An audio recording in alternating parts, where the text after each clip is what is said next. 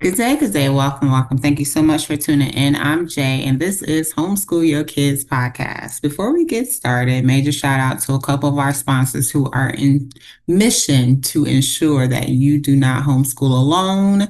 So, big shout out to Classical Conversations, who is a nationwide curriculum provider, as well as community support. They are literally all over the nation. And special shout out to Base Camp, a brand new, but not brand new. They're new, but not brand new anymore, but a new app that is mission to ensure that you find community around you. So it's like a Zillow, but for homeschool families or families in general who are looking for community or local educational resources. So check them out, Basecamp. And today we have with us Summer and Jafar. Introduce yourselves. Hey everybody, I'm Summer. I'm the founder of Rhythm and Truth and a board certified music therapist and lover of all things music. It's great to be here. And I'm Jafar. I am a practitioner of creative arts therapy and a teaching artist. And I also do some hip hop therapy related things. All right, all right. So you have to tell me, how did y'all get here? How do we get to Rhythm and Truth?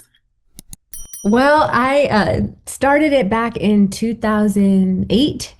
I studied music therapy at Berklee College of Music in Boston and then moved to San Diego where I did my internship. And through that internship, worked a lot with teens and especially with the focus on youth mental health. And back at that time, it felt like a place that was really underserved. Most music therapists were working with older adults or in hospitals or in neurodivergent spaces. And there was a big need. And I just love working with that age group because they love music. Music is such a big part of identity. Music is a big part of social circles and expression, and maybe that one safe place where we can discuss difficult things that's normalized and even cool, right? So it felt like a really natural place to end up. And so I started Rhythm and Truth actually as a project for my internship to kind of prove my aunt wrong. Who had told me, she was like, there's no good hip hop. That made me so mad. I'm like, do you even know how it started? So I got this whole booklet of like hip hop songs that you can use in therapy and the lyrics and different directives that you can do with that. And I really, because it was off of rhythm and blues, like R&T, R&B, some of my favorite styles of music. And I was like, gosh, this is a cool name for a company. And this is where I want to work. So I started small in San Diego and then we migrated up to LA, and really have expanded since then over the last almost 17, 18 years. Now we have a whole creative arts team.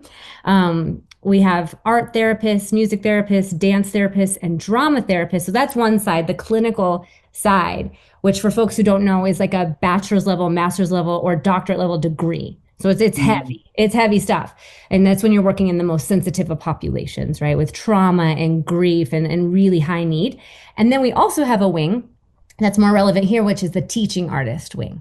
And that's for, more music curriculum and creative arts curriculum that might have a social emotional component, but really you don't need the clinical side. It's folks who have a specialty in a certain area like Jafar, and they're great with youth.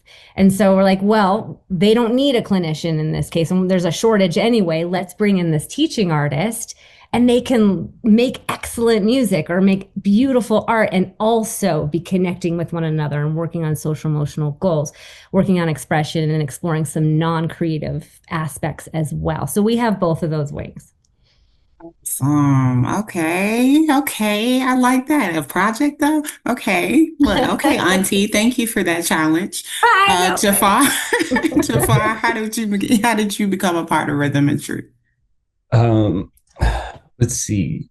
Well, I've been sort of in the creative arts essentially my whole life. I started dance and music and acting and all of these different things when I was about 5 years old.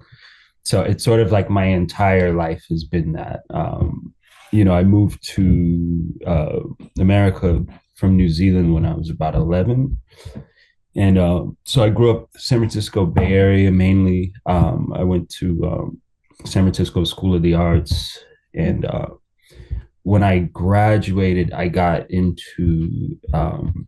signed by a record label called D1A Records. So I was a recording artist for a very long time, but I kind of realized that I didn't that much enjoy being like the front person, you know? So, but I built out a studio and I started working with one of the local recreation centers. And so they gave us a grant. And what I would do is I would help young artists put their albums together. So that was sort of my first, sort of taste of like working with people and helping cultivate their artistic vision. And then just a couple of years ago, I was back in New Zealand, just sort of hanging out, and I was a little bit bored, and I stumbled across this program that was it was a postgraduate degree in creative arts therapy, and I was like, oh, that combines like my two major passions, like psychology and art, and I didn't know it was a thing, so I Right? applied.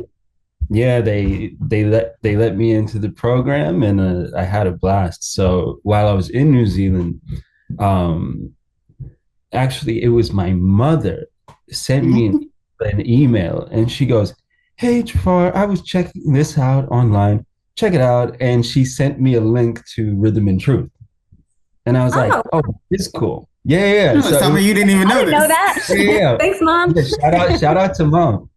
And so I reached out to Summer, and we just sort of stayed in contact. But then when I moved back to California, I reinitiated contact, and we started working.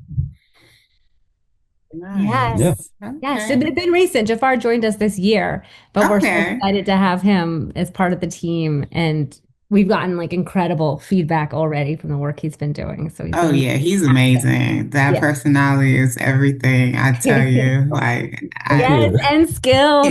you got a fan in me. I'm a fan. Well, I, Um, I, I had fun. I had fun. I had fun. yes, nice. No, okay, Summer, this is awesome, and I love the name, like you said, with the rhythm and truth, with being and T, R&B. I love Oh, the thank you. creative. Yes, and it's so funny because you were talking about the shirt. It always takes me two times to spell rhythm right. Like it Me too. always It's like a takes. spell check word. Yeah. Like Even it's I've had supposed to this be a company Y. 17 years and I'm still like ARAM. I'm always checking like obsessively Yes. now because I had the wrong logo for like 3 months and no one noticed. But I really should have noticed. Yes, that's always tricky. But let's talk about music and the play it has on people's lives. Like I talk about music, I love music. I love it. It is a drive. It is a source of just inspiration, relaxation. Of course, it triggers memories. Like music is just everything, and it's just it's us. I feel it's like it's no escaping it. Mm, absolutely. Yeah. I think I kind of a soapboxing around music in general. And like if you look at the history of music and music making and participation, it's really with this huge shift came with recorded music. Mm. And that's when we really even more intensely separated out audience from musician. And there was like this great divide. And on top of that, add the industry, which is power and money. And so it's really created this dichotomy where folks don't feel like they are musical anymore. Whereas Mhm. before, if you wanted music, you made it, right? You made it in community. No one was judging. It wasn't like American Idol. It was like, this is something we do for our tribe, our health, our connection. Like it was just part of everyday life. It was part of eating and sleeping and right. Like we just needed it naturally. We gravitated. Also, movement. I don't really separate them. I know there's a lot of drummers who will not dance or music therapists, but to me, we, like you said, our music, our heartbeats, our rhythmic, right? Our breath, how we walk, our cadence, and how we speak is rhythmic. I'm sure Jafar does that. You can just take anything someone says and make a beat and make a beat and make a beat. It's just about looping, right? And repetition and pattern. But really, if we can get back to our body, then we can start with that rhythmic piece and build from there. So actually, I studied this with this woman, Christine Stevens, and she puts it in a really great framework that I think is easy to understand, which is music. She calls it music medicine and looking at the four elements of music and how they intersect with the four elements of us. So Mm. rhythm is medicine for the body, right? We have that heartbeat, the walking, the breath. Our bodies are rhythmic. And as soon as we get out of our heads and back into our body, we have rhythm, regardless of what your teacher told you or anyone tried to hate on you. It's there. We just overthink it. The best drummers that I work with are either like folks with Alzheimer's or, developmental delay, adult developmental delays, like people who are not overthinking the rhythm. Boom, boom, boom, boom, boom, because they're not going, is this good enough? Should I play that? I don't know. And then they're not great. Like I played with some CEOs who are really struggling. I'm like, what's happening right now? Because they are all head. And so rhythm is medicine for the body in this framework. The opposite of rhythm often is silence. Silence is an important element of music, and silence, they say, is medicine for the mind. And we don't always just go straight to silence. Maybe it's an instrument that inspires silence, just like a bell that has this long cadence that dissipates into silence. So sometimes silence is a muscle we have to build because our mind is so busy. It's uncomfortable. Melody, medicine for the heart. There's just certain melodies that will give you chills, make you cry. Like you said, there's emotion. That all has to do with how music is processed in the brain. So the rhythm is like brainstem, very fundamental lizard brain. We all have that. Then you have the melody. That's more the emotional sides. That's the memories, right? Like that's why you hear a song. Whoa, I'm back in high school. Whoa, that's why I said the triggers. Yeah. Right. Like it just takes you there immediately. Music, like sound and when I first got my heart broken. I know. And if you need a good cry, you know what song to put on, right? Or if you need to get hyped up. Every time. Yes. It's every time. And you just keep reinforcing it. So that's the melody for the heart. It's healing. And then finally, harmony. Harmony for what she calls the soul, or I think of it as like the community, the connection, because we need each other. So harmonic instruments might be like guitar, piano. It might be a choir singing together, and so many notes that come together in a pleasing way, right? So that's how I think of it. And what we're trying to do is really give music back to the people. Since the recording, since drawing these power hungry people, we're like, let's bring it back to the community again. Kind of like what Jafar was saying. Like, I don't want to just be the front person. I want to share in this experience. It's not just for me. It's an exchange. And we all contribute to that creativity. So hopefully we're empowering folks to feel that from within. Yeah. Yeah. But you're very right. When that was the part of the industry that really quite bothered me, because, it basically gets broken up into a Pareto distribution. And then you go, okay, so if you think about how many bands exist in the world, we only listen to a tiny portion of them, and it's like, okay, so what I kind of like to do, like one of the current program that I'm, rolling out is called Bars and Breakthroughs. So that one, I focus more on the lyrical aspects. And so it's essentially like a creative writing course, but I'm trying to make it accessible, but I'm essentially showing people that their thoughts are relevant. And then I show them step by step how to count bars into music, how to conceptualize and actually make a concept, and how to build it out and have a complete thought. And then once that's done, they kind of realize, oh, wait, I just made a piece of music. Then it's like, okay, now you have access. Now the world is yours. Very surprising to people when they do it for the first time, because they don't realize that, like someone was saying, there's that separation between the audience and the creator. It's a false separation. It doesn't actually exist. So it breaks that separation down. And then they go, okay, I'm actually the creator. I can be the creator. Yeah. Right. Yes. No, y'all both have definitely said a word. Because Kenny had me look up the first like ever musician. And I forgot who it said, because of course it, went way, way, way back. But it was about the recording aspect of it.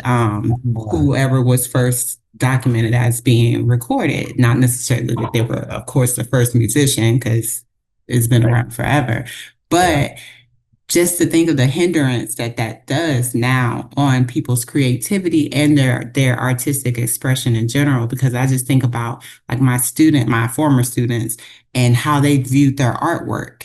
And I felt like they were great artists. However, in comparing to who they feel are great artists, they didn't see it in themselves. And so that's the same thing with us in expressing musically. Because, I know I do not sound favorable when I sing. However, I still sing. Like, You I'm know, still going to sing. and I think part of it is snapping, the good thing is that younger people have less inhibitions to begin with. Mm. So they're more willing to just put it out there, Most times, long as the wrong people haven't gotten a hold of them, because there are some dream killers, some like, girl, Yeah. why you singing? I'm thinking, Oh yeah. why you sound like snap them out of, I call it the Yeah. comparative narrative. Yes, That's the poison pill. It's like, we're going to get rid of the comparative narrative. yes, You yes, do you yes. and you're great. Yeah. No, I love what you all are doing, and how like, I don't know, you make it sound so majestical. Like, it's just so like, yes. And I love the bars and breakthroughs. Like, what? Yes. Like, come on. This is awesome. You have great ideas. And so, okay, so Summer, this is your brainchild, Rhythm and Truth. Did you already like, did you find your escape in music? Or like, how did you pair the two? Because I know you went through, school and all that good stuff, but what made this a thing for you, like Rhythm and Yeah, my Truth? music therapy journey would be the start of Yes. that. So yeah, I grew up in a very musical family, but it wasn't like music industry musical. We were just the family who were always playing and singing together, writing, learning. That was how we gathered. So naturally, I was very drawn to music. I learned instruments really early on, piano and guitar and singing, songwriter, performing, all of that, music theater. And so I was drawn to Berklee College of Music, not the smart one in Cali. We always joke about that. We're just the dumb music kids. No, music actually makes you much better at math Yeah, and among that's other actually, things. As we know, I shouldn't say that. It's just we got to hate on ourselves a She's little. just kidding. She's just kidding. It's jokes. But no, I went to a camp. It was called Berklee in LA. I fell in love with it because originally I wanted to go to like Juilliard in New York, and I was like Boston. Really happy I ended up there. I met my best friend. I met my husband. It was like amazing to be at a place where everyone shared the same passion. Yeah. So that was just such a vibrant experience. And I went there wanting to be a performer. I didn't even know what music therapy was. But I was turned off by the comparison narrative, the comparative narrative where everybody was competing all the time. And I get that. It's like a sport. We approach music like a sport in this society and all art. That's not why I loved it. I loved it because it helped me release my feelings. It helped me connect and clarify my thoughts. It helped me feel closer to other people. It gave me so much joy. And, it was just, to me, because I'm partial to music, it's very unique in its way to connect people. It's different than all doing art together. It's like making music. Like if you look at a concert, the only other type of gathering is like a weird, maybe like a military parade or something. These concerts bring so many people together in joy, in love, in community. And that's why I loved it. And I remember I was singing backgrounds for Natalie Stovall, who's like a country artist. And I said, I got to take my second semester classes. Like, do you recommend anything? She's like, had I taken intro music therapy earlier, I would have become a music therapist. And I was like, okay. Like back then you're like, oh, that's corny. I don't mean music ed. I don't mean music therapy. I want to be a star, right? Like that's what most kids want at that age. But I took the class and I was just waterworks Game every changer. week. I was like, this is exactly what I love about music. And just seeing like the power was way beyond what I even understood when you get into the neuroscience and how it affects the brain and the body and all the different populations of people we can reach that otherwise are unreachable. Whew. Kimberly Kerr taught that class and it changed my life. It changed my trajectory. And ever since, I haven't really looked back. I still have a performance side because I do believe if you have that in you, it's important not to make your therapy or classes about you. So it's good to have that outlet outside where I just want to make something excellent for excellence sake and shine and just do all my stuff, right? And then in session, it's always about everyone else, the client, the group, the greater whole. So I kind of have those two sides. Yeah. Yes. Okay. So tell us more about Rhythm and Truth and what you offer. This is beautiful. This is Beautiful. Awesome. So Rhythm and Truth has expanded. We originally focused on youth mental health. Now we work with adults. So we work a lot in like different sites for music therapists, whether that's residential where folks live, or it's like an outpatient program. This is like more intensive mental health support. But we've recently expanded to neurodivergent youth and adults and children. So we do a lot of one-on-one sessions with neurodivergent folks. And there's a lot that music can do with those populations and those people, because they really connect, and we really connect, because a lot of our own music therapists are neurodivergent, with music, right? It's just an easy inroad for, like I said, communication. Even if we don't have words, we're not verbalizing words, there's a lot of ways to communicate through music. Even just like, what instrument does someone pick up and how do they play it? And do they leave space for a call response? Bum, bum, bum, baga, daga, da, dun, dun.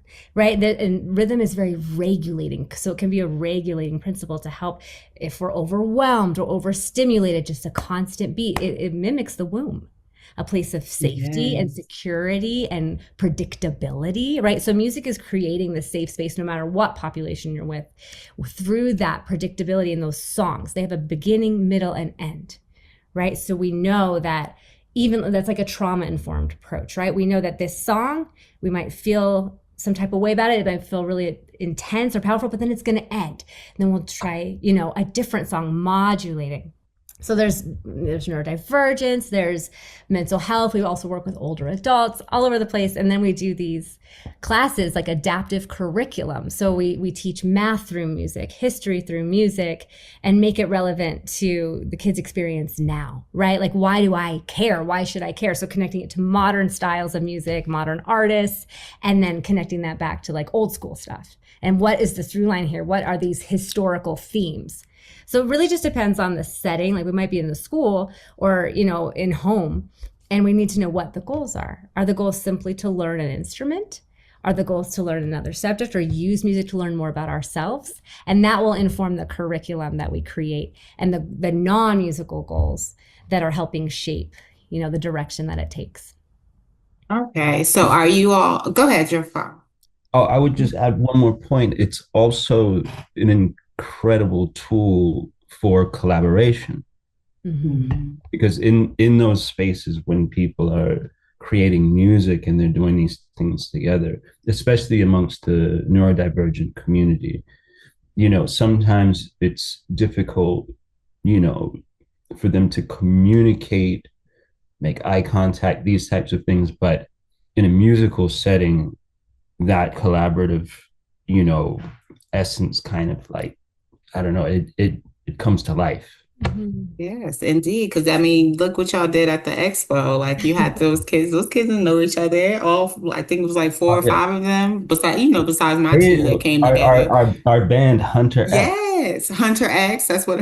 That's what they named it. That's the band name. Yeah, the band name was Hunter X. They made me watch that movie afterwards. My artist name was Mr. E.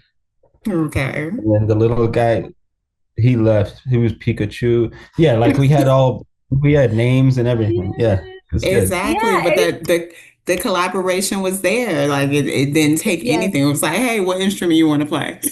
Right. And even if you're not able to have that level of communication, playing a drum, I usually have everybody put their hand on their drum and I just play. It resonates all the other drums. So even if you're not playing, you are absorbing the vibrations and you're hearing the music, right? So there's still this exchange and we're affecting each other. It's so symbolic in how those vibrations affect everyone. And it's a great way for building empathy and resilience. Like, this active music making together has been shown over and over in studies, again, to build that empathy, especially when we're in a group setting.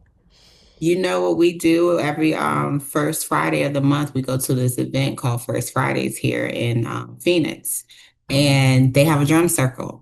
And the Oh, girls, ever since we started going, they go and join the drum circle, and it's about 20 to 30 people playing just drum. Like they'll just have it set up, and you could just come and sit down on the chair, and like they play like I want to say it probably starts around 6:30, 7 o'clock. They play all the way mhm. till 10, and they take little breaks. So and we Whoa. don't stay there the whole time, like Okay. because it's a market and stuff. So you're able to walk around, get food and stuff. But Yeah. we'll go, and the girls would sit, and then they have all these other little instruments inside of the circle that you can like shake and like Oh, just all this stuff. But it's just the community. I love the community aspect because these are all people we don't know these people. Like some of the same faces, of course, each month. But essentially, like we've never asked anyone's name. We've never like gone beyond the circle, but the girls fall in every time yep. and they just start playing. And I love that. Yes. Yeah. And there's this principle of entrainment that's studied a lot in physics. If you know what entrainment is, it's like those pendulum balls that swing. And if Yeah. they're swinging Mhm. different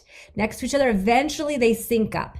It's the same It's- with a metronome. They yeah. eventually sync up. And so there's about 4+ minutes of chaos. If we don't try to control it, the group will naturally find a rhythm. And not only will the group get in sync and train together, but their body systems entrain. Their heart rate will follow the beat. Their respiratory rate will follow the beat. So music therapists can work in the ICU. And if someone has irregular heart rate or irregular breath, you use what's called the ISO principle, where you match where they are, and then you can gradually modulate it. So if someone's really low energy, you can match it and bring it up. So music can energize us, and it can also ground us, bring us down and unify us. And wow, our heart rates are almost the same, our breathing rate. So it's a very unifying tool, all based on this principle of entrainment. It's really powerful.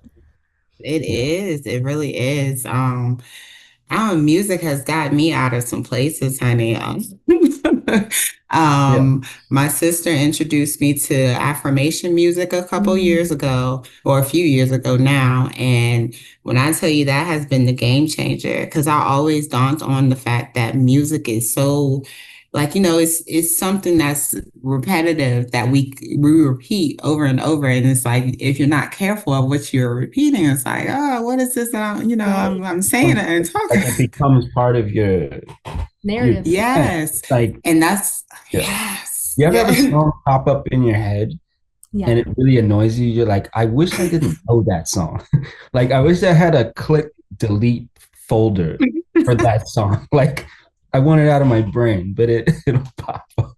Is Yeah. there. And Yes. my supervisor when I was in internship said, pay attention to those songs Yeah. because they might have a subliminal message. And that's one of the things that music does. It's accessing. So the cerebral cortex is processing lyric, right? That's language. But further back, the mammalian brain is like rich with emotion and memory. And when you bridge this to, it's almost like the subconscious is becoming conscious. That's when you get these aha moments and clarity. So the affirmation repeated becomes a mantra, and it gets embedded in deeper parts of our brain and becomes the new normal and the new baseline. And that's why, so we have other programs I forgot to mention, but we do like adaptive lessons. So if folks want to learn music, we can do that, but we might add affirmation. Jafar might be adding lyric to explore identity, to explore value. So it's beyond the music we learn, which is amazing and has all these great benefits on its own. But there's that added social emotional element that kind of sets it apart, is a little bit different. It's a little bit different focus, right? We're talking about who am I, what's important to me, what are my relationships like, what are healthy relationships? So all of that's kind of part of it. We also have Alec who does like beat making sessions and really focuses on the production side of things, right? So that's back to the rhythm, but more in the box with software, which is a great easy in with a lot of youth. They might not want to play a drum, or they feel too nervous. It might feel too vulnerable. But I'll make a beat. I just have to push a button essentially. And if you have the sounds loaded, it sounds great. Jafar does this too. And then you have like the top line, the lyrics. So there's all these elements, even in the box, even through software and technology, that makes music even more accessible. And then we can record it. Alec is going to be doing a really cool intergenerational family group with Korean families. That's his heritage, and looking at how like the traditional Korean music has led all the way to K-pop and Mm. sample traditional music into like pop music, K-pop of today, to weave those connections of the intergenerational immigrant experience through song and essentially making like a sonic family portrait. So these are some ways. He's not a music therapist yet, but this is a really rich, experience at a family. So in addition to just youth, families can benefit from this and understand our value and our story and our narrative, and then record that and have that to forever through generations. No, that's awesome, especially with how popular K-pop is now. Like that would be awesome to see, like, the trajectory of it. Like how did we get here? Musical lineage, right? Yes. Of all of us. And I know, Jafar, you want to talk more about your specific programs, Jafar? Because they're really awesome, and I wanted you to be able to speak directly on that. Or is it breakthroughs? Yeah, what does that look like? Oh, he's all frozen, I think. I know, yeah.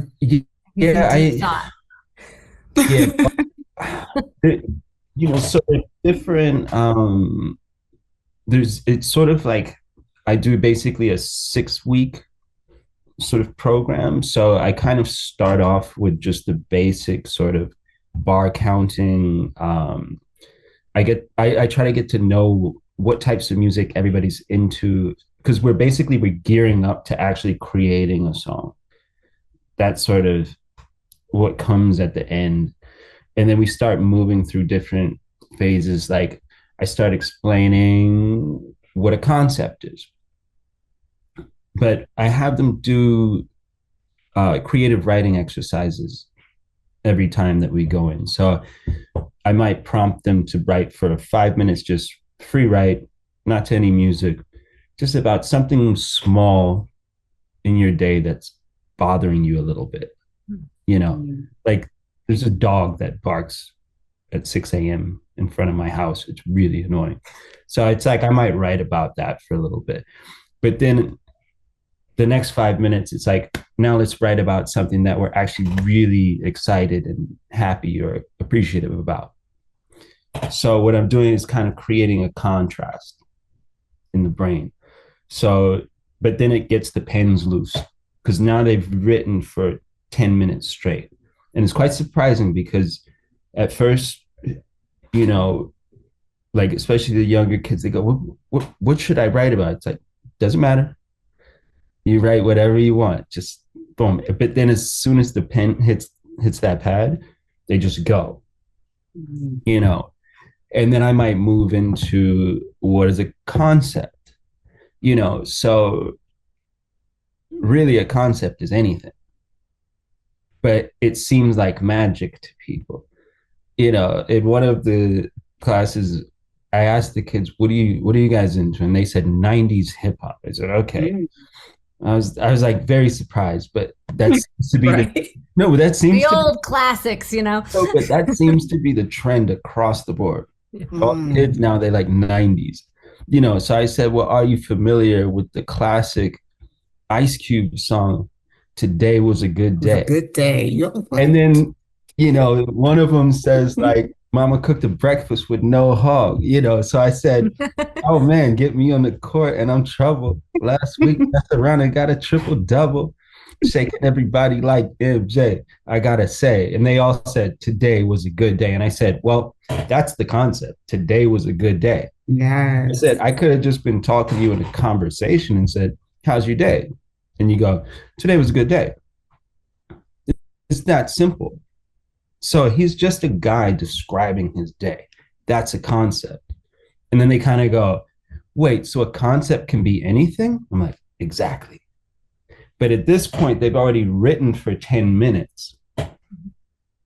So then I can say, okay, we'll listen to some music now and we'll think of some concepts. But you might want to go back over like what you've written already, because you probably have some concepts in there. So it kind of shows them that they've already done the work. Yeah. A similar way we do that with lyric analysis is you can bring a song in, talk about the lyrics that you bring in or someone else, and then we figure out what is the main theme or why is the title of that. And then you can do a mind map with that in the center. So I worked a lot at like Optimist Youth Homes Family Services. It's like essentially a group home. They call them STRTPs now, for youth on probation. And it was all boys. So we talked about like, what does it mean to be a man? That would be like like a man. And then whatever comes to mind. And then we see all these words on the board. Okay, let's see if we can integrate those words into a flow, right? Either freestyle or just free write. And the only objective is to get all the words in. And there's something about the mind having a small puzzle that helps unlock creativity. It's like creativity within structure, right? Where if I was just to like go free write, it might be intimidating for some. They might not know where to start, like the blank page, but having just put these words in, the mind goes, that type of mind will go, oh, okay. And then the subconscious is essentially filling it in.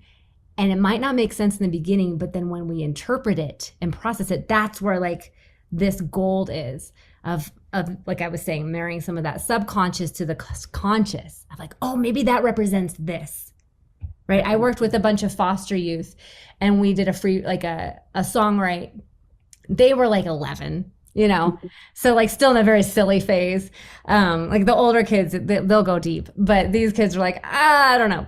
I'm filling out my peers basically. And so they wrote about aliens and it just seemed like a total nonsensical, goofy song. Yeah. But then when we processed it, they kept talking about how I don't have a home.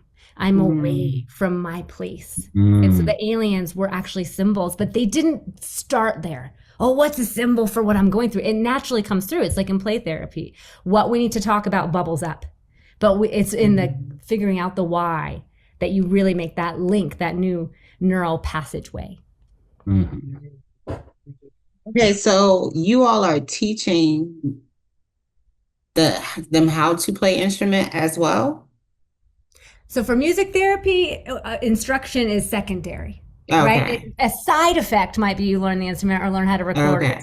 But for what Jafar is doing or teaching artists, yes, sometimes it's adaptive lessons or music or whatever the art form is the focus, and the social emotional, the communication, the release is the side effect.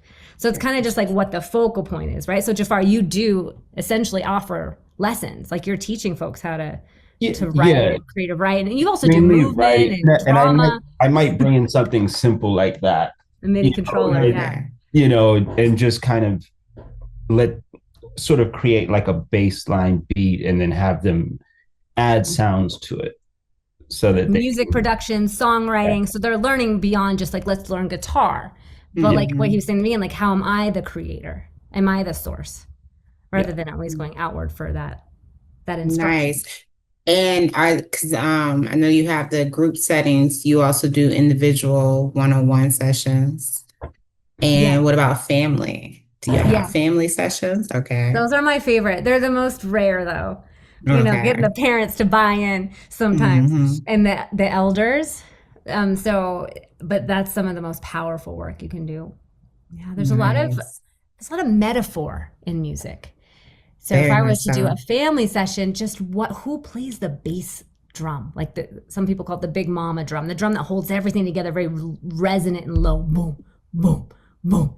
The bass drum isn't like, that would be so muddy, right? Like the snare. Who's the glue in the family, like holding at the pulse? And who's like, like a shaker, like kind of maybe like, it could be like the funny one or the outgoing one, right? Or who's the bell? That's kind of maybe the one that is leading the pack, and we go where they follow. So you can come up with all these different metaphors, and either you can sculpt that or it happens organically and you say, oh, how did we play? And sometimes in a therapeutic setting, you might explore conflict and what a sonic conflict sounds like in the family. Or, you know, you could explore values and how to reinforce those values. A thing we're often doing is what happens if I want to switch roles? Like I want to play a different instrument or show up different in my family. How does that essentially throw off the song? And now everyone must adjust. So change can be positive, but it's still hard, right? Because how everyone has to adjust to these changes as one whole song, but we all have our individual contributions. And that could be true in a live music setting or like what Jafar is doing, like music production. You still have all the different elements of music and all the different instruments, but it's the metaphor that gives it some of that meaning. Nice. Okay, okay. Tell us more. Tell us more. All right. So you all offer many, many different types of sessions, I'm hearing. It's all about what fits and what it is that the parents or the child is looking for in their form of expression. Exactly. First, we want to figure out, is this a case for needing actual music therapy or creative arts therapy, or more of a teaching artist situation? It really depends on the reason you're seeking it out, right? Like, I just want to Okay. learn an instrument. Well, that's teaching artist, right? Or Mhm. I have autism and I want to, get some extra additional support. So just kind of assessing that out. Then location. We don't have a brick and mortar place. We travel. So we go to all different Right. sites. We go to in-home and we offer virtual support. I've been doing mostly virtual work lately.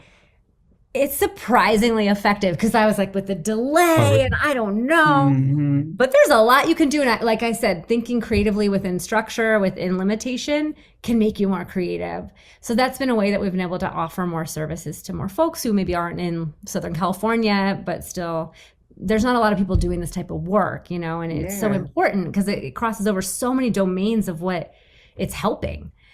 So we started virtual programming too, which really works well one-on-one or in group settings, and can be a nice little bridge for accessibility. Nice. Okay, okay. And you could sign up as far as how often you all meet. Is this a set schedule or does the parents choose? How does that work? Yeah, we just it's a big I'm like the puzzle person. I have to do the schedule. Eventually I might need to give that job to someone else. I'm holding it together. And it's a puzzle. So the parents, like anything, you would say this is the availability, and then we would just fit you in these different pockets. Yeah, usually folks do weekly. For some, they need more than once a week, but that's usually a nice place to be. Too infrequent, it's a little, but you're not going to see huge change or progress, and it takes a while to build that connection, right? So once a week is usually a good place to start and then go from there. Nice. Do you have to have an instrument? No, No definitely not. instrument Right, needed. Jafar? You don't Maybe need, a pen? you don't need anything. Yeah. Well, I try to bring a pen and pads to my kids. Yeah, if it's virtual, they can just memorize Yeah. or use the chat bar. Yeah. No, we can adapt to whatever folks have, I think, right? Yeah. Nice. Absolutely. Why do you feel this work is so important? Why do you feel like this is the way to connect with families or with, the youth and get them to express? Well, I mean, for me, especially with the sort of hip hop therapy approach, is there's a certain cultural relevance, and it's a way to express yourself. And like I stumbled upon it sort of on accident because I'd always been in music and dance and different things. My sister, she's like classically trained pianist, San Francisco Conservatory of Music, like I just I picked up instruments when I was young, but I didn't like the ones that I got, So I Mm. ended up not pursuing. I got alto sax and the flute while she Whoa, got those were piano. hard. Yeah, well, it was my mother was she actually did me a favor because I was severely asthmatic. So she made me play those to strengthen my lungs. But I hated the instruments as a young person. So I kind of quit, which I wish I did. But no, but I stumbled upon I had always loved hip hop because I loved that lyrical aspect. And I was maybe 16 and I used to hang out in San Francisco at places that I shouldn't have been hanging out at 16, but I wanted to pretend like I was an adult. But I used to bump into a guy, and he's actually Tupac's cousin, and he was the one who started D1A Records. And one day he popped his trunk open and he was like, check this out. And he started handing me all these CDs. He had just cases of CDs in there. And I was like, what is all this? And he's like, yeah, I produced all that. And so he was Mm. an executive producer, but these were all names that I knew. These were like, that it would, so basically all of the artists, when they would get, they were in between label deals, they would go to his independent label and do records so that they can continue making money. I was like, oh, okay, Snoop Dogg did a random album over here, and so I went back to New Zealand, and it was just still in my head. And I saw New Zealand rappers, and it became accessible to me. And I was like, oh, I could do this way better than these guys, and I'm from New Zealand. So I set my goal to be the greatest New Zealand rapper of all time. I was like, let me set the bar a little low. So then when I back to the States, I was like, no shame. This is actually how I started. I said, you know what? Out here. I said, I'm gonna call this guy. And so I called him, and he said, yeah, where you at? And I said, I gotta meet with you. I gotta tell you something. And so I told my best friend to come with me, and I gave him a CD, and I was like, here, pop this in. I know I never told you this, but I'm the greatest New Zealand rapper of all time. And he goes, this is Tupac's cousin, So I pop it in. I popped the CD in, and it's just instrumentals. And I told my friend, I said, I'll sit in the back, you sit in the front. And I said, I'm going to freestyle, but when I start to suck, turn the music up so he can't hear what I'm saying. But, I'll just keep going, And then if I sound cool, turn it down a little bit. And so we did this, and he just called my bluff. And he goes, all right, cool. He's like, that sounds good. He's like, wait for my email or my text later on. And he texted me and he said, okay, you're in the studio tomorrow. Oh, nice. And he put me in the studio with the legendary One Drop Scott. And then Keek the Sneak was just in the studio as well. So he ended up on my song. And then we went over to E40, and then E40 hopped on my song. So, and then Rankin Screw, the Jamaican reggae artist, hopped on my song. So it's like I hit the lotto. Like my first song was with all these legendary guys. And I was like, okay, I guess I'm a rapper now. So I have to learn how to do it. But I also had all of these emotions inside of me that I wanted to pour out. So I was like, wow, this is cool because I've got all these emotions that I'm picking up. Now I have somewhere to drop them off. And so they just drove me to Cosmo Hickox, another legendary producer. They just dropped me at his house. They gave him like $10,000 and they abandoned me there. And they just said, teach him how to rap, and left. And that's how I really started in hip hop. And it was just kind of, yeah. But it was so cathartic for me. And I would just write and write and write and write and write and write. And I was like, this is so freeing to have a place to like put all these emotions. Express. Yeah. I think, how Jafar is saying, it's, if you want to ask the question, why is it important? It's good to just reflect on your own musical experiences, regardless of if you identify as a musician or not. How are you already using music in your life? Many people use it to work out, right? Like they don't even allow music in marathons because it's basically a steroid. It gives us so much energy, and we can do things we never thought possible physically. Yeah.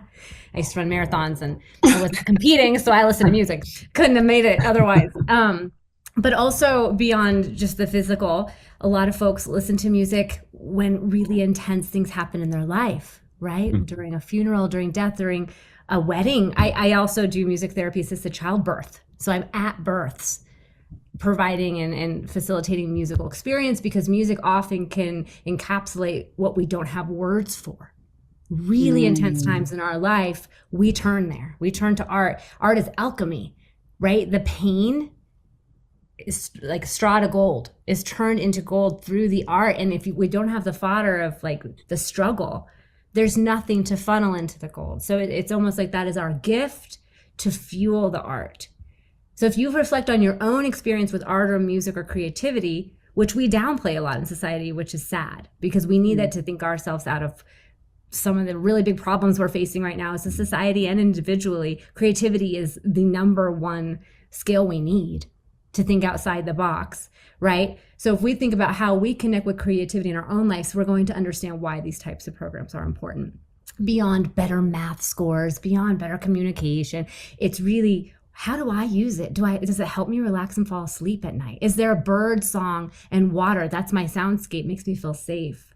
Or do I just love to shake it off and dance and release and not talk? Like a lot of cultures, we turn away from words because words fall short, right? And then from that framework, you can bring back like what Jafar is doing, the creative side. We're really distilling the main point of what's important. It builds confidence. It builds connection. We need self-esteem at those ages when we're going through so much transition and change. It's about identity and value and relationships. So music is at the center of all those things. Yeah. And I think that last point that you just made is about identity. I think that's really what I was getting at in my long-winded story.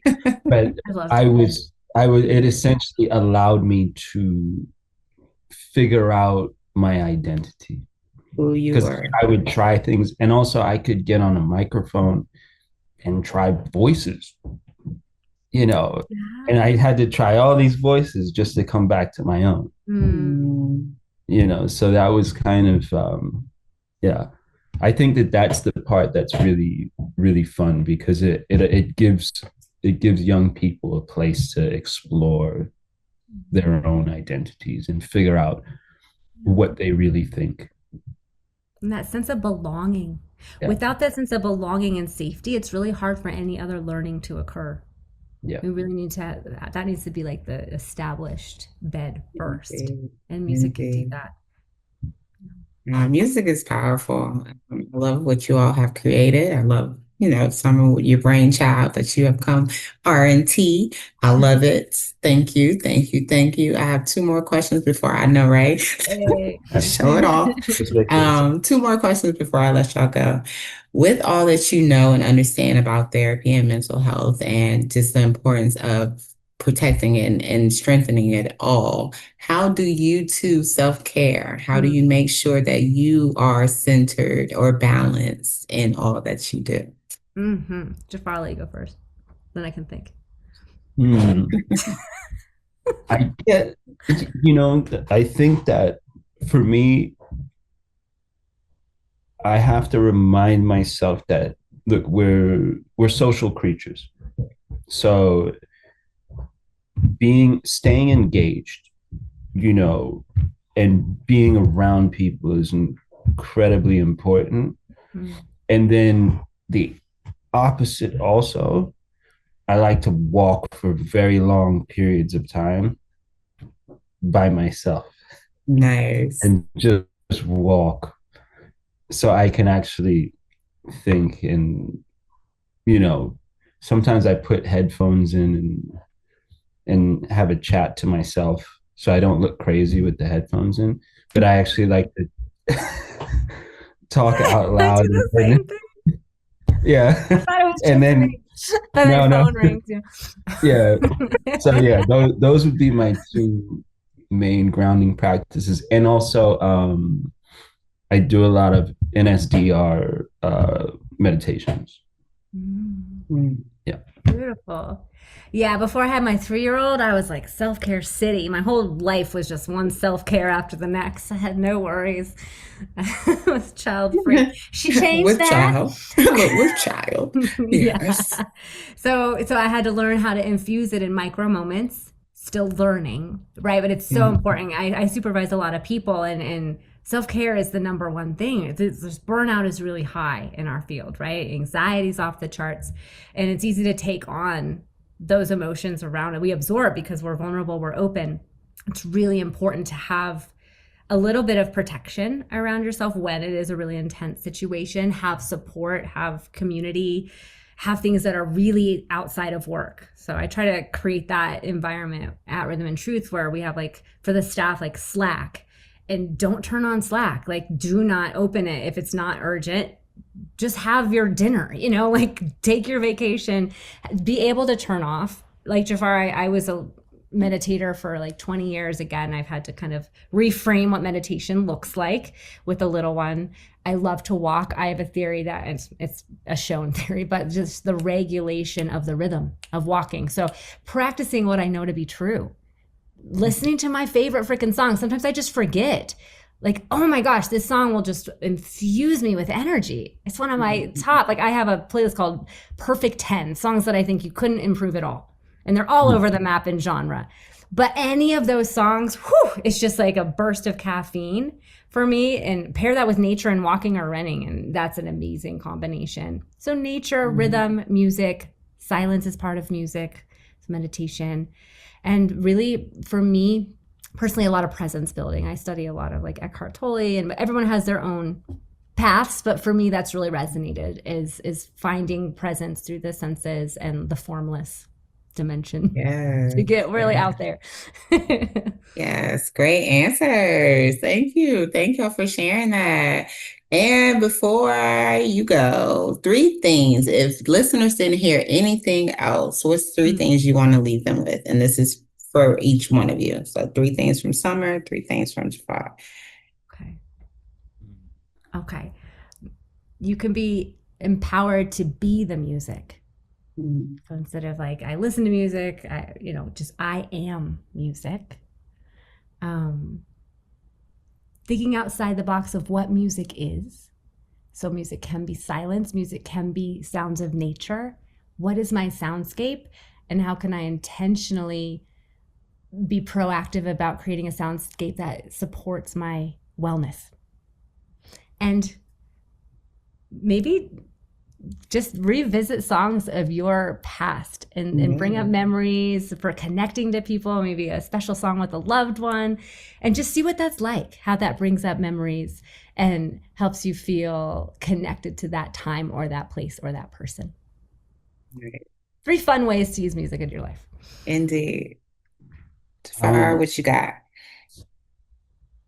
I would just say, think about it, write about it, and then say it out loud. Short. Nice. Three things, but three steps. But I think if you do that, that's one of the most cathartic processes that you can do. Because I always say, you think you know what you think, but you don't know what you think until you've done that. Until you write it out. You write it out, and then you speak it out loud, and then you go, ooh. You might even disagree with yourself, or you might confront what you think and go, ooh, or you might find something new in the middle of it. But I think that process is absolutely crucial. Nice. Thank y'all for that. Thank you. And Rhythm and Truth can be found rhythmandtruth.org. Yes. And yes, the link will be available in the description. I appreciate you all. And how to spell rhythm. I just promise there should be a Y by that M. Like, it just seems like there should be a Y. That's how it was on my t-shirt. There was a Y there. The Y's were all over the place, flying around. Yes. Well, thank you all. Thank y'all so much for having us. Of course. It was a pleasure. Parents, make sure you reach out. Therapy is our trending topic as of like 2020. It seems like it's just, more and more it's becoming a thing. And I don't think people should just seek therapy just to seek it, but actually seek it to ensure that you are finding you and being able to express yourself in the manner that is appropriate for you to release all that we hold on to so often. And I don't think there's any other better way to do it but with music, because I love music, y'all. And like I said, even if I don't sound favorable, and my look, little quick tidbit real quick, But I was singing Whitney Houston, I Want to Dance with Somebody for the Oh, past 10 years as my karaoke it's song. That's impossible my not to karaoke sing that song. song. What? Oh my gosh, that's my karaoke song. And I just graduated. I started singing Fantasia When I See You, but it's not like my go-to. Whitney is my go-to.